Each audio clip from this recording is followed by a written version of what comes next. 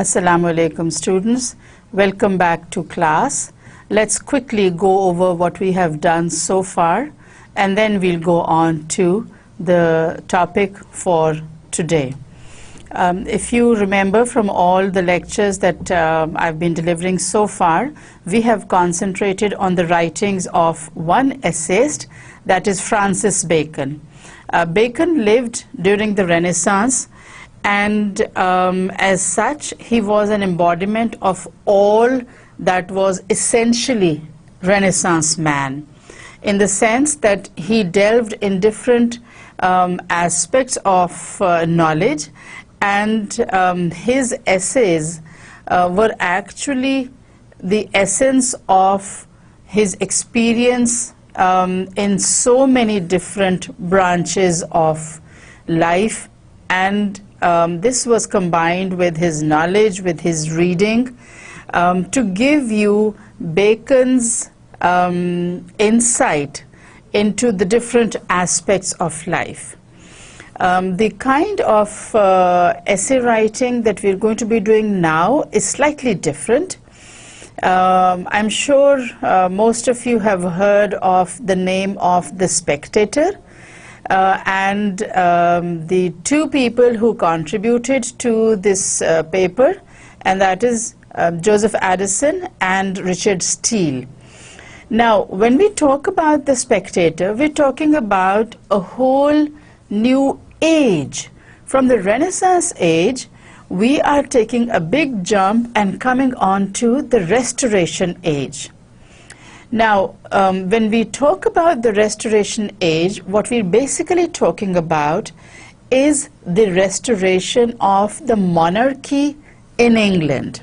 So whenever anybody throws out this phrase at you and says what is meant by the Restoration age, you, because you have your background of the history of English literature also, you can quickly give examples of what the Restoration age stood for, and as far as literature is concerned, what are the salient features of the Restoration age.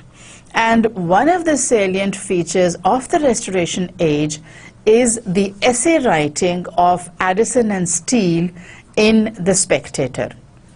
But before we go on to that, let me give you just a brief overview of the Restoration age. This was actually the bringing back to power of the rightful heir to the throne, and that was King Charles II. We did Bacon, and when we were doing Bacon, we talked about Queen Elizabeth I, King James I. King James I was followed by his son, King Charles I, but it was during the reign of King Charles I that Parliament became very strong, and because they were tired of the extravagant tastes of King Charles I and the fact that Charles I was basically a weak king.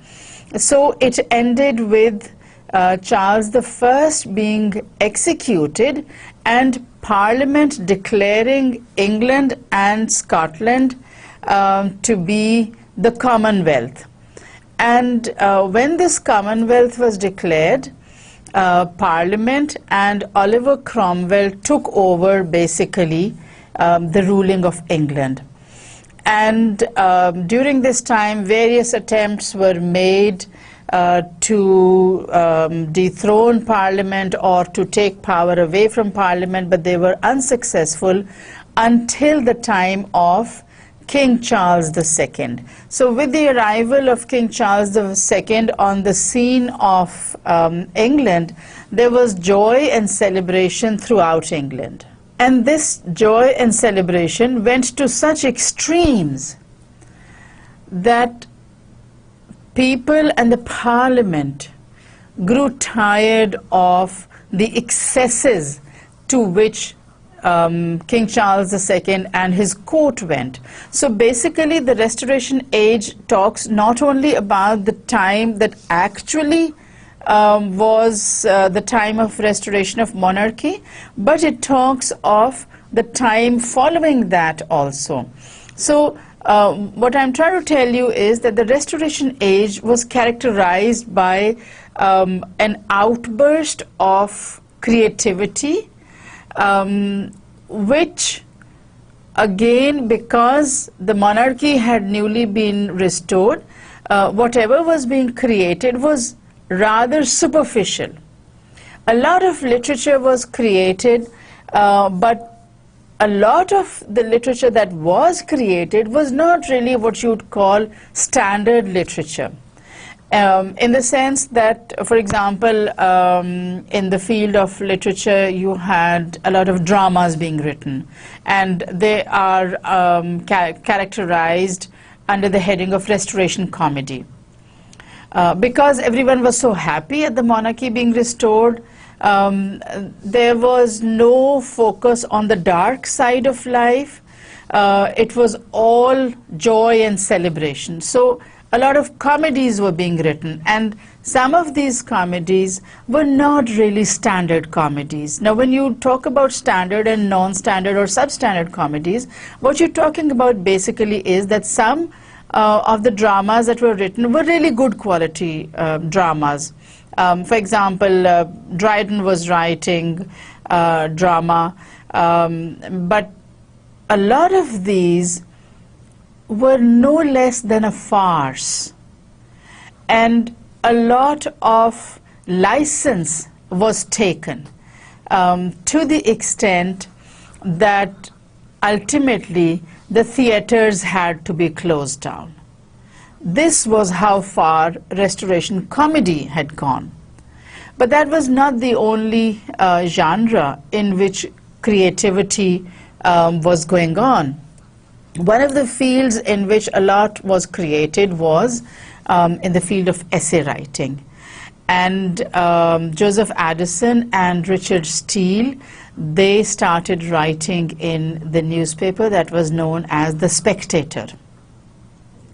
A strange name for a newspaper, but this newspaper embodied what was essentially the Restoration. And when we go through some of the essays that were presented in The Spectator, you will realize how different the writing is from that of the essays who preceded, and how different the theme, content, and style is from the writing that had been done up to that point. All right? So let's have a couple of slides that show us what The Spectator was basically about, and then we'll go on to the essay proper. Now you'll notice that there is no name to the essay given. Yes, you do see the title of The Spectator, but what you see under that is number 1, Thursday, March 1st, 1711. So this March 1st, 1711 is the date on which the first essay was written by Joseph Addison, and it was published. So we'll come to the essay in a bit, but first something about The Spectator.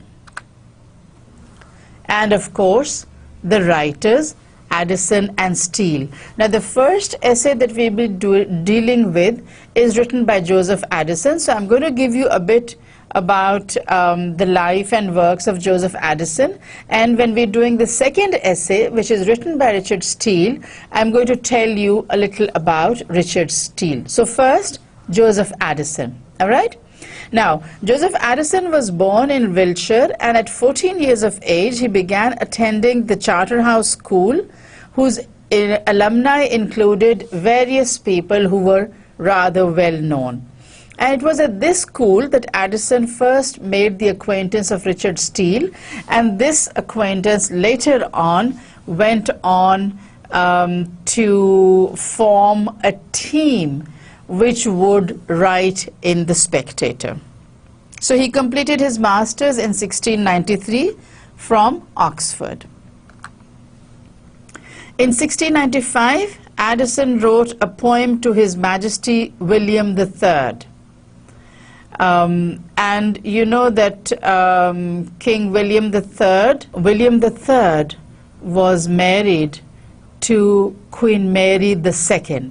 Now this Queen Mary II inherited the throne, but because William, her husband, was also related to her, and therefore William III could claim the throne in his own right. So you had Mary II and William III ruling at the time that Addison wrote this first poem. This brought him to the attention of influential politicians who saw much potential in the young scholar. So this poem that he dedicated to his king brought him fame and the attention of those who mattered. So he was granted, as it was the rule in those days, he was granted a pension of £300, and this enabled him to travel on the continent. And you know, the continent in those days, as now, stood for Europe. So now what you consider to be Europe was referred to as the continent. And this pension, and £300 pension, in those days was a very big sum. Even now, when you convert it into rupees, it's going to come into a few thousand. But at that time, having a pension of £300 was a big deal.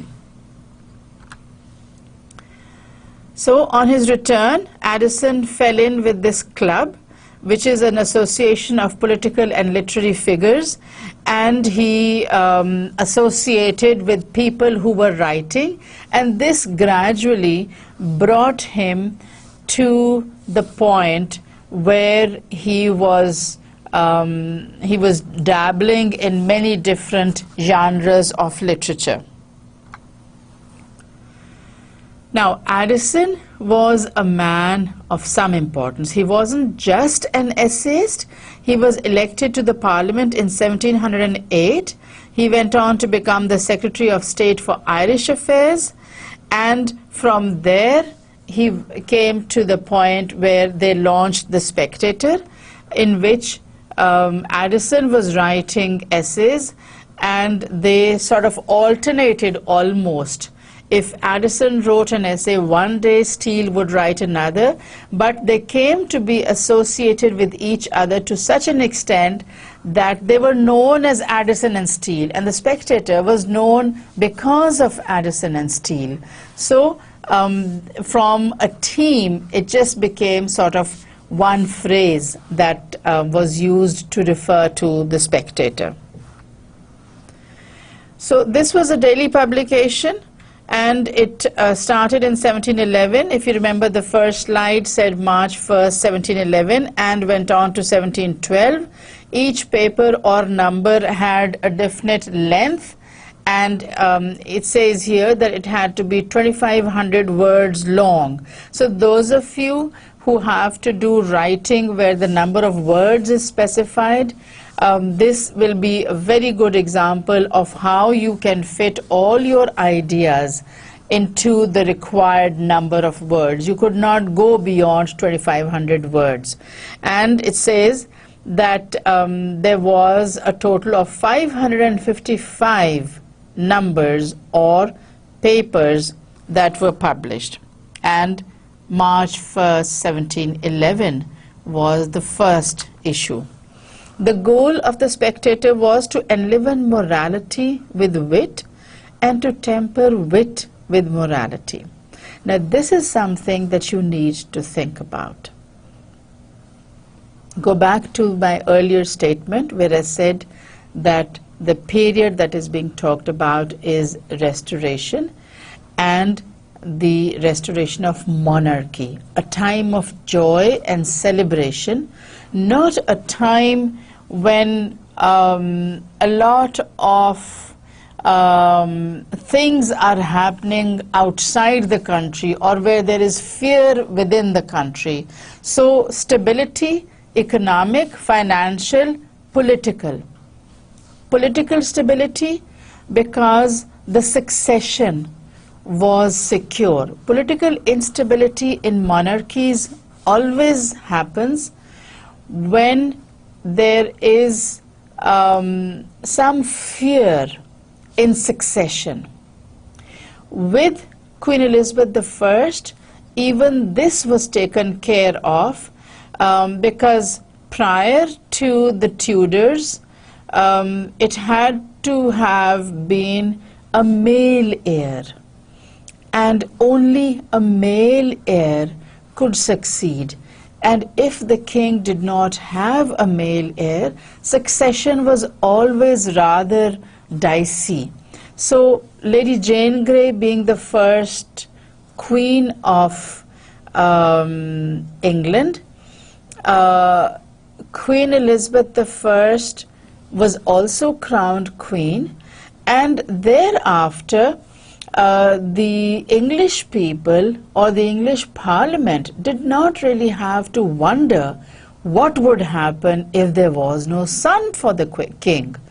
So with succession being assured, there were no fears of anyone from outside attacking or any other force trying to take possession of the throne by force. So succession assured, there was political stability. Economic stability followed the defeat of the Spanish Armada and bringing all that wealth into the country, the establishment of colonies, and the money and the wealth that could be brought in from other parts of the world to England. So coming back to the goal of the Spectator, it was to enliven morality with wit. So morality is there, the instruction part is there, the lessons are there, but they have to be expressed in a light manner. No heavy instruction, no moralization where you start thinking, oh, I've had enough of lessons for today, let me not hear any more of do this and don't do that, and if you do this, you will go to hell, and if you don't do that, you will go to hell. So less of morality, and what morality was there, it was treated in such a way that it didn't really rankle with a person. Morality rankles when it becomes very heavy. So, and to temper wit with morality. So, controlling wit or humor or comedy by using instructions in the essay writing. So, a twofold purpose: to enliven morality with wit and to temper wit with morality. That's one half. The other goal was to bring philosophy out of the closets and libraries. To go back to Bacon, Bacon was a very learned man, and so he quoted a lot from Latin because he was fluent in the language. Fast forward to Addison and Steele, and you have less of Latin. The impression is there in the sense that the essays start with a Latin quote, but then the text is in English, and you will see that the language also develops with the passage of time and with the increased use of the language. So to bring philosophy out of the closets and libraries, schools and colleges. So philosophy is being moved from schools and colleges, from places of learning, closets and libraries. No more is it just something that is being written about. It was actually being practiced. So bringing it into clubs and assemblies, tea tables and coffee houses. So bringing philosophy out of the libraries, out of those huge thick volumes, those tomes in which philosophy had been hidden, and bringing it out into the tea house, the club and the assembly, where it was used by the educated people. Now the differentiation still is that these are the learned people. It's still not ordinary people who have access to learning. This is still the educated class, still what is known as the aristocracy, that's using the learning that has so far been hidden in the books and the library. So still the educated, and education still confined to a great extent to the aristocracy. The public still does not have access to learning, to scholarship, to education. One of the principal conceits of the Spectator is its fictional narrator, Mr. Spectator. So, as the name denotes, he is a spectator. He's not a participant. He's not obviously there. He's there on the outside as an observer, as a neutral observer who is giving his comments on whatever he sees, whatever happens, whatever takes place. The first number of this is dedicated to his life story. So when we go on to number 1, you'll see that Mr. Spectator introduces himself, gives you his story. He speaks very little, communicating mainly through facial gestures. His unassuming profile enables him to circulate widely throughout society and fulfill his position as spectator. Now, the difference between spectator or observer and participant is that the first just observes. He's an outsider, neutral. The participant, because he takes part in everything, has a bias. The spectator does not have a bias, is not prejudiced. Whatever he sees, whatever he hears, whatever he observes, he puts it down on paper without obviously moralizing. But since critics have said that morality is tempered with wit, you'll see that there are places where Addison and Steele tell you what's right and what's wrong, but it's very subtle.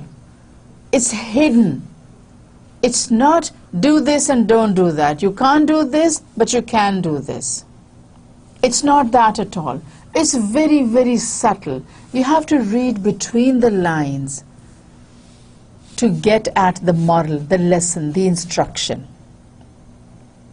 So he comments on habits, foibles, social faux pas of his fellow citizens. He is making a commentary. He's a spectator, remember. And as a spectator, he does not offer his own viewpoint obviously. He does it in a hidden manner, in a very subtle manner. So, despite a modest daily circulation of about 3,000 copies, the Spectator was widely read, and the reason is that it was easily accessible. It was accessible through the tea houses, through the clubs, so that people who went there could read them, because those comments were being made about them. And who amongst us is not reading or is not interested in reading about himself or herself? All of us are. So when these papers were published, a lot of people read them not by subscribing to the Spectator, but by going to places where it was subscribed. So if you had 2 or 3 copies in a tea house or in a club, you'd have, let's say, 15 to 20 people reading it, maybe more, maybe less than that in a day, depending on what was being written and who was being written about. Okay? All right, so we come on to the first issue, and this one, remember, has been written by Joseph Addison. And what you'll see is that it starts off with a quotation by Horace, and translated it means, not the smoke from the flame, but imagine out of the smoke to produce light, and then brought forth a beautiful wonder. Now don't look at the grammar, because this is a literal translation. So out of the smoke to bring forth a light, an idea. And you know, knowledge has always been synonymous with light, where ignorance is synonymous with darkness. So where knowledge is the day, is the sun rising, ignorance is darkness descending, nightfall. All right? So let's see what Mr. Addison has for us today. Remember, this is the first issue of The Spectator, and in this, Mr. Spectator, the fictional construct, is going to tell us his life story. How he describes himself, we'll see in a bit. So this is the first issue, published on March 1st, 1711. I have observed that a reader seldom peruses a book with pleasure till he knows whether the writer of it be black or a fair, man of a mild or choleric disposition, married or a bachelor, with other particulars of like nature that conduce very much to the right understanding of an author. So right off, he says that I need to identify myself, and what he's actually doing is, this preamble is a justification for his description of himself. So this first essay is like the essay that sometimes you may have had to write about myself. You know, the essay is titled Myself, and you are told to write something about your life, your habits, your nature and temperament, your educational background, etc., etc. So Mr. Spectator starts off and he says that readers do not read books until they know something about the author. Now I know there may be some of you sitting out there who will say, well, I go by other things. I go and see what the title page is like. I go and see what the title itself is like. But then we are talking about different readers. Mr. Addison's idea of a reader is one who wants to know who the author is, what he is like, what his likes and dislikes are, what is his status in society, as he says, whether he is married or a bachelor, because all these things color your opinions. All these things will ensure that your writing has a specific bias. All right, so after this preamble, he starts off with his description.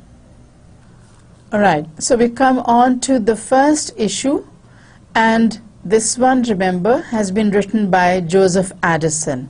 And what you'll see is that it starts off with a quotation by Horace, and translated it means, not the smoke from the flame, but imagine out of the smoke to produce light, and then brought forth a beautiful wonder.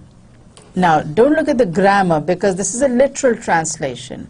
So out of the smoke to bring forth a light, an idea. And you know, knowledge has always been synonymous with light, where ignorance is synonymous with darkness.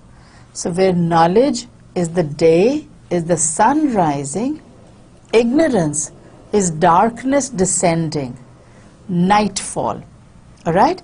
So let's see what Mr. Addison has for us today. Remember, this is the first issue of The Spectator, and in this, Mr. Spectator, the fictional construct, is going to tell us his life story. How he describes himself, we'll see in a bit. So, this is the first issue, published on March 1st, 1711. I have observed that a reader seldom peruses a book with pleasure till he knows whether the writer of it be black or a fair, man of a mild or choleric disposition, married or a bachelor, with other particulars of like nature that conduce very much to the right understanding of an author. So right off, he says that I need to identify myself, and what he's actually doing is, this preamble is a justification for his description of himself. So this first essay is like the essay that sometimes you may have had to write about myself. You know, the essay is titled Myself, and you are told to write something about your life, your habits, your nature and temperament, your educational background, etc., etc. So Mr. Spectator starts off and he says that readers do not read books until they know something about the author. Now, I know there may be some of you sitting out there who will say, well, I go by other things. I go and see what the title page is like. I go and see what the title itself is like. But then we are talking about different readers. Mr. Addison's idea of a reader is one who wants to know who the author is, what he is like, what his likes and dislikes are, what is his status in society, as he says, whether he is married or a bachelor, because all these things color your opinions. All these things will ensure that your writing has a specific bias. All right, so after this preamble, he starts off with his description. And yet, this estate, a small hereditary estate which had been in his family, stayed the same. No increase, no decrease. So, as he says, has been delivered whole from father to son, same size. The estate was not increased and neither was it decreased. There runs a story in the family that when my mother was gone with child of me about 3 months, she dreamt that she was brought to bed of a judge. Whether this might proceed from a lawsuit which was then depending in the family on my father's being a justice of the peace, I cannot determine. So he's telling you about the time that he spent in his mother's womb, and he also tells us that his father was a justice of the peace. And you know, this this honorary position of justice of the peace was given to the most famous or the most well thought of noblemen in that community. So every community had a justice of the peace, and in the majority of cases this was a nobleman. You had to have a title in order to qualify for justice of the peace. It wasn't something for which you had to sit for an exam. It wasn't something that you had to come up to the merit for, or you could also say that the only merit was that you had to have a title. So Mr. Spectator's father was a justice of the peace. Now what he's trying to tell you here is that he came from a noble family. He was not a commoner, you know, not a person who was without any property. And in England, in those ages, you were nobody unless you had property, unless you had land. A little like what we have here with the feudal setup. If you go to the countryside, you have to possess land. If you don't possess land, you are a nobody. You're no one. Even if it's a little bit of land, you must have that, because that gives you your identity. So we are now where the Englishmen were in the 18th century. So back to the 18th century, 1711, and Mr. Spectator describing himself and his family. The gravity of my behavior at my very first appearance in the world, and all the time that I sucked, seemed to favor my mother's dream. Now, one thing you'll notice here is that Addison, and later on Steele also, uses words that start with capital letters. You have appearance, you have gravity, behavior, time. Why do you think that is so? It's because he wants to lend emphasis to a word.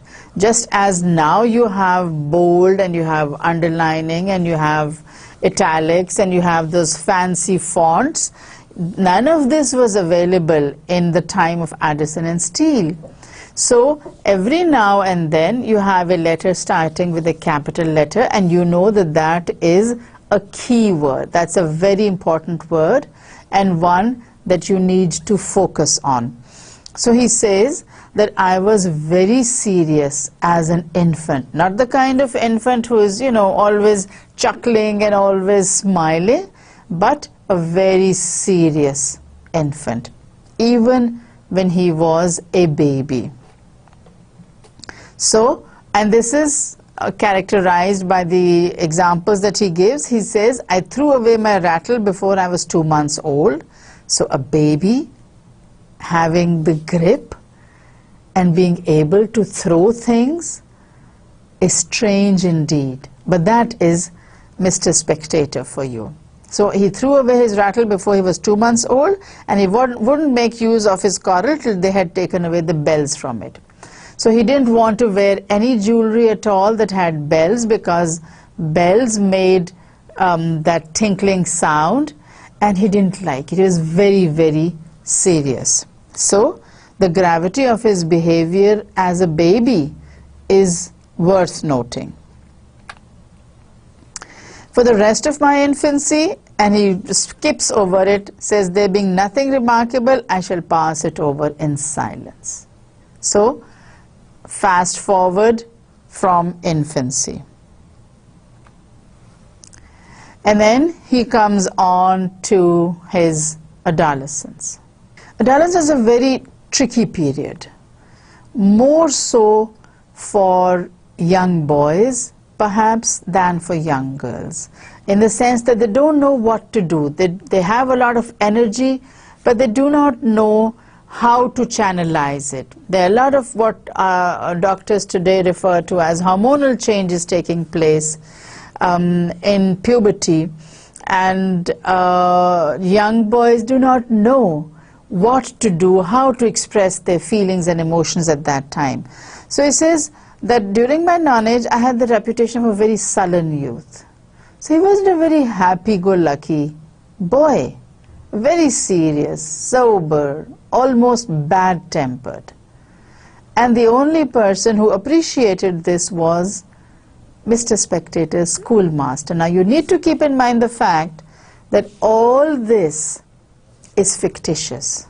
Mr. Spectator was not a human being, in the sense that this is Addison and Steele writing, but because they have to write from the point of view of one individual, so they are creating this persona of Mr. Spectator. So Mr. Spectator was very serious in school, and the schoolmaster liked him because he said that my parts were solid and would wear well. And he used to say, this is a very solid young man, and he's going to do good. But he was the only person who thought that something good could be done.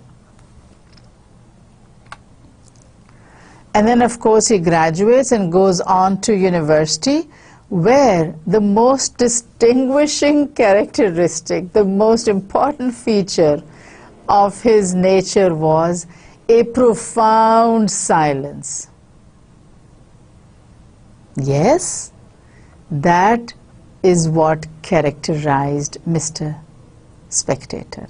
A most profound silence, no speech whatsoever.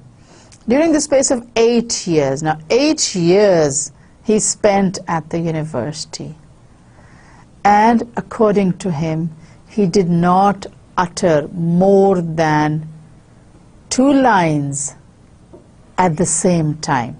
Let's see how Addison expresses it. He says, I scarce uttered the quantity of 100 words. 100 words in 8 years? What is he talking about?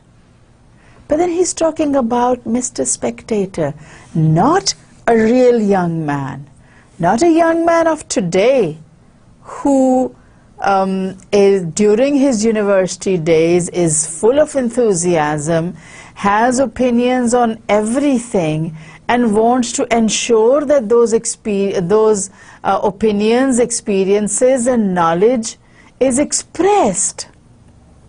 So, a rather reticent young man, 8 years in the university, and he says that I did not speak above 100 words. Hard to believe, yes, but then Mr. Spectator is not a real human being. He's a fictional construct. So, there you have Mr. Spectator.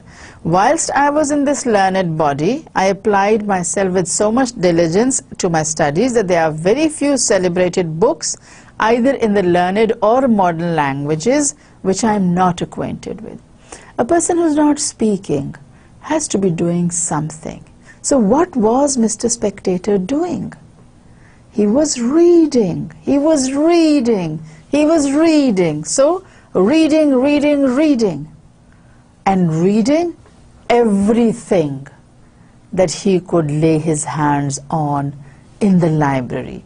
Reading books in what he calls the learned languages, and that is Latin and Greek, and the modern languages, which would be French, Italian, German, whatever, Spanish.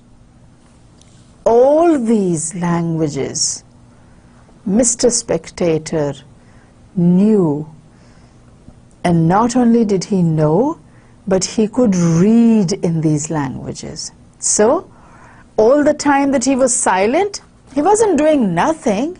He was definitely reading. And here he's telling you one aspect of his personality, and that is that of a silent person. The reason for his silence is he's not a speaker. He's not a participant, remember. He's a spectator. He's an observer. And an observer has to be a reader. So Mr. Spectator is a reader. And he reads everything. 8 years he spent in the university, and in those 8 years, he says, I read practically everything that was readable. Upon the death of my father, I was resolved to travel into foreign countries, and therefore left the university with the character of an odd, unaccountable fellow that had a great deal of learning if I would but show it. So how did people know him in the university? They knew him as an odd, unaccountable fellow. They didn't know what to make of him. It's easy to understand a person who speaks, because your speech, like your face, reveals your character, temperament, your nature. But if you are not speaking, how are people to know what your nature is like? So he was dubbed an odd, unaccountable fellow, and he left the university as he had entered, silently. There was no big fanfare when he left, because he was by nature a very quiet person. So 8 years he spends in university, and when his father dies, he wants to travel, he wants to see the world. He doesn't want to say what he has seen in the world, but he just wants to see the world. He wants to be an observer, a spectator. So he goes out into the world to see what the world holds for him. And what the world holds for him is something that he has learned. But the opinion of his friends was, or those who were around him, thought that he was a very learned person, but not the kind of learned person who could show his learning. You show your learning through your speech, through your writing. So while he is in college, he doesn't write, he doesn't speak. People know that he's a learned man because he's reading all the time. He's observing, but he's observing and reading silently. All right? So an insatiable thirst after knowledge carried me into all the countries of Europe. So once his father was dead and he could afford to travel, he went to what was known as the continent, what is now known as Europe, and he visited all the different countries. The reason being his insatiable thirst for knowledge. Just because he's not speaking does not mean he doesn't want to know. There is an overpowering thirst for knowledge. He wants to know everything. So now that he has read all the books that were available to him, he wants to go out and experience for himself what the real world holds. So, to the degree that he had read everything that there was to read, he read the ancients, he read the moderns. He did not pass by anyone of any importance. So, and he was one of those very few people who at that time even went to Egypt, what he calls the Grand Cairo. You had very, very few Europeans wanting to go to Africa, wanting to see what the rest of the world was like. Travels of people in England were restricted to within the country and at the most the continent. The maximum that they would do was they would go and visit the European countries, and that was mainly Italy, France, perhaps Spain, but not very keen to venture outside Europe. So Addison, or the Spectator, to be more specific, is one of those who even goes to Egypt because he wants to measure the pyramid himself. Have you ever seen the pyramid? Do you have any idea how huge the pyramids are? And here is Mr. Spectator saying that he visited Egypt because he wanted to measure the pyramid himself. Yes, I thought it a strange idea also when I first read it. But such is his thirst for knowledge. He reads that these are the dimensions of the pyramid, but he wants to see this for himself. The world considers the pyramids one of the great wonders, and yet here is this person who is not satisfied with the written word and wants to confirm for himself whether the pyramids are actually the size that they are described as. I don't want to go and see the pyramids just to measure them. I want to go to see the pyramids because they're so wonderful, because I wonder how people without any machinery, through sheer human labor, could actually build the pyramids. That is why I want to visit the pyramids. And of course, they say that they are really impressive. It's one of the 7 wonders of the world. But here is a person who wants to see the pyramids just because he wants to measure them. He wants to see whether the length, the width matches what has been written. It may be that he will get different measurements. And what does he do when he actually gets there? He takes the measurement and then he comes back. He doesn't say, I want to see the rest of Egypt also. He's gone there for a purpose. The purpose is to measure the pyramids for himself. He does that and he comes back. A strange person indeed. Yes, that is our Mr. Spectator. And then when he comes back, Mr. Spectator says, I have spent my life in this city and I'm seen in most of the public places, though there are not above half a dozen of my select friends that know me. What does that mean?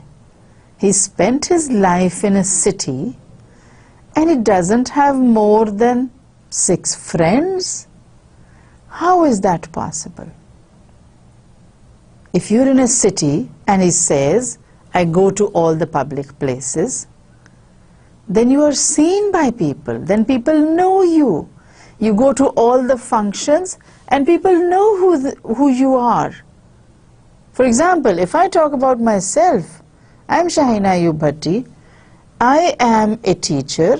Although I'm teaching at Namal, I go to all the different universities, wherever they have English departments, wherever there are gatherings of people from the academia. And so I am known. I have spent my life in Islamabad. I know that people know me, but I won't say that only 6 people know me. If I have spent my life here, there will be at least 100 people who know me in this city. But I am not Mr. Spectator. Mr. Spectator is silent. I communicate.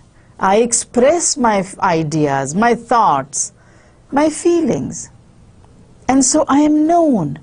But an individual who only sees, hears, observes, and does not give expression to his ideas or thoughts will not be noticed. And that is the beauty of Mr. Spectator. He's there as an observer. He's there and yet not there. So he says, there's no place of general resort where I have not gone. Sometimes I'm seen thrusting my head into a round of politicians at Wills and listening with great attention to the narratives that are made in those little circular audiences. He goes everywhere. He knows everyone. He can identify different people. He knows their life history. And yet, people don't know him. He's not seen. And the reason is, he's silent. He is a spectator. He lives up to his name, and that is Mr. Spectator. So, a very strange character indeed. He says, I go to where politicians gather, I go to the clubhouses, I go to the tea houses, I go everywhere. And yet, people do not know me. I know them. They do not know me. Because you only see people who make their presence felt. That's it for now. Let's quickly recap and go back on what we have done so far. And the rest of this essay we'll leave for the next lecture because it's a longish essay. Remember, 2,500 words is the limit for essays published in The Spectator. So when we recap, we go back to this jump that we have taken from the 17th century to the 18th century, almost 100 years, and during that time you see that a lot has taken place in England. King Charles I succeeded James I, was accused of treason, executed, Parliament took over, Oliver Cromwell ruled England, and then you had the Restoration, you had Charles II coming in and monarchy being restored, joy and celebration throughout England, and a lot of license being given to writers, to artists, to the extent that the Restoration period is known in the history of England as a period of excesses. Everything was done in excess because people had not had a monarch, a king, for a long time. They were so happy at Charles II coming back to England and assuming his duties that they went rather overboard with all this celebration.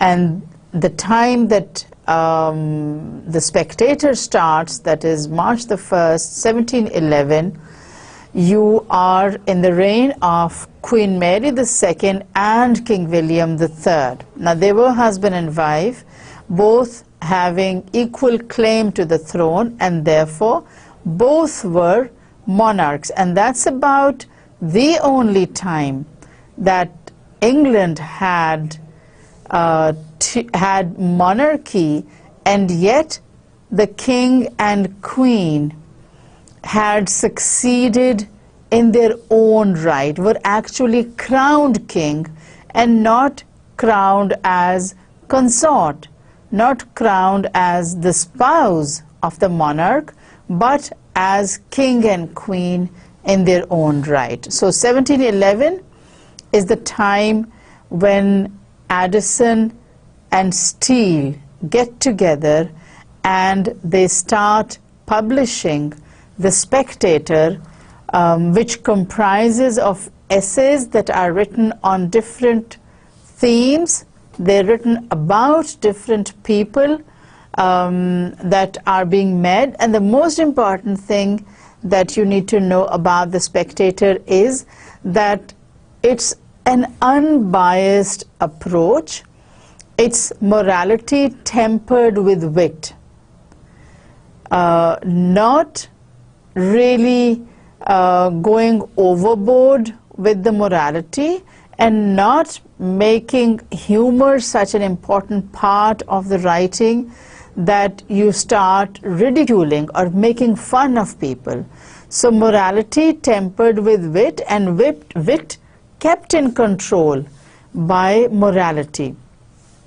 So what you find here is a little bit of instruction, what you would call tongue-in-cheek kind of humor, because Mr. Spectator describes himself as an observer, as a person who is looking out at the world around him, but not really participating. He is there as an observer, but an observer who is what you'd call unbiased, impartial.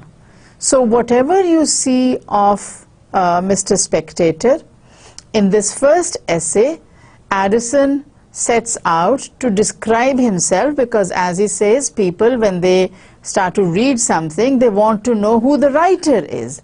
They want to know whether he's single or married, whether he's black or white, whether he has a position in society or not. So he sets out to describe himself, to give his own life history. And when he describes his history, he describes himself as a nobleman, as one of the aristocracy. The reason is, he's not writing for the common people. He's still writing for the educated class, and the educated class, even in the 18th century, happens to be, in the main, the aristocratic class, the noble class. So he's not one of those big lords who own a lot of property, but he is still of noble descent. And the example that he gives for that is, he says that I was born in a house on, as he says, an estate which had been in the family for more than 600 years. So 600 years is a long time, and the English nobility, because it set a lot of store by land, therefore anyone who owned land was important, and anyone who did not own land was not important at all, and therefore not worth noticing, not worth paying any attention to.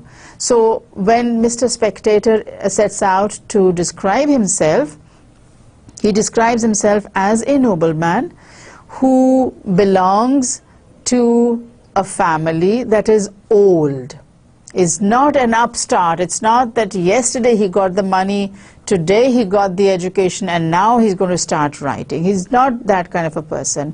He's been everywhere. He got a university education. But the one thing that characterizes him and that differentiates him from other people is the fact that he is silent. He's not dumb. He's intelligent. He can speak. But he chooses not to. He's a spectator, and as a spectator, he chooses to observe, to note down, and not to speak. All right?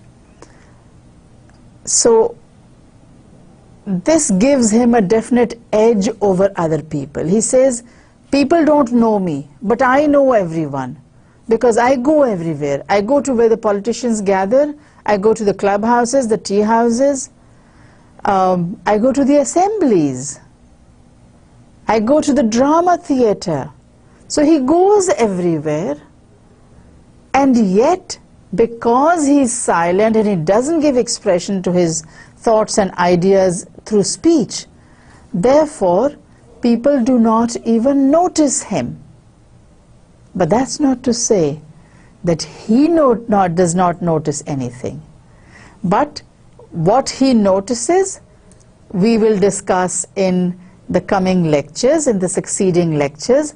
I think that is enough for today, and we'll meet again in the next lecture, where we're going to discuss what it is that Mr. Spectator has observed about people who surround him. Thank you all very much. Allah Hafiz.